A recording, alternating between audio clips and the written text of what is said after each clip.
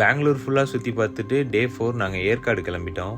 போகிற வழியில் நாங்கள் ஓசூர் தாண்டினோடனே ஒரு சமோசா கடையில் ஸ்டாப்பிங் போட்டோம்.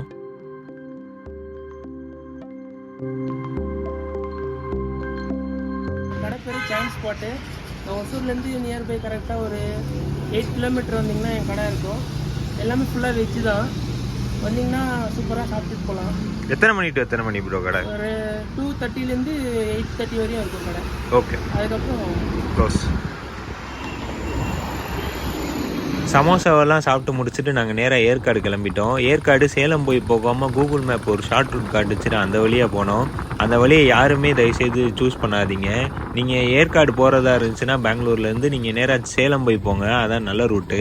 ஏன்னா நாங்கள் ஒரு 30 கிலோமீட்டருக்கு யாருமே இல்லை, எங்களுடைய ஒரு வெஹிக்கிள் மட்டும்தான் அந்த ரோட்லேயே இருந்துச்சு. ஃபுல்லாக லைட்டிங்கு எதுவுமே கிடையாது, வெறும் வண்டியோட ஃபாக் லேம்ப் வச்சு தான் நாங்கள் போனோம். அந்த ரூட்டு சூஸ் பண்ணாமல் நீங்கள் சேலம் போய் போகிறது தான் பெஸ்ட்டு.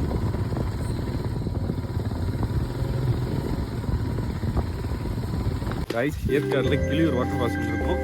இது உங்களுக்கு கீழே போயிட்டு வாட்டர் ஃபால்ஸ்.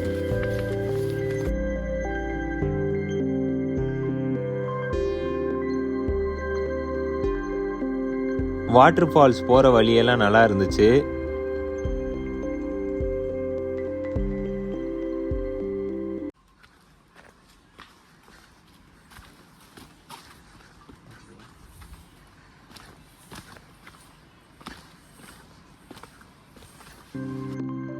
வழக்கம் போல் நம்ம மக்கள் அந்த இடத்தையும் ரொம்ப சுத்தமாக வச்சுருந்தாங்க.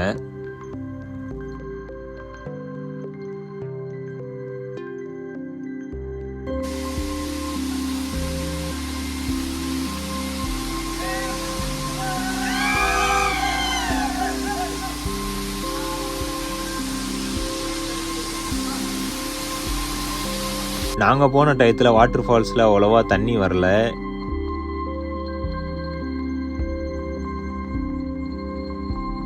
வாட்டர் ஃபால்ஸ் எல்லாம் பார்த்து முடிச்சுட்டு நாங்கள் நேராக ரூம் போயிட்டோம். ரூமில் லக்கேஜ் எல்லாம் கேரி பண்ணிவிட்டு நெக்ஸ்ட் பிளேஸ் பார்க்குறதுக்காண்டி கிளம்பிட்டோம்.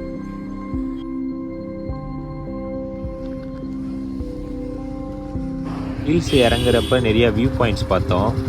அடுத்து எங்கே போகிறோன்றத நெக்ஸ்ட் வீடியோவில் பார்ப்போம்.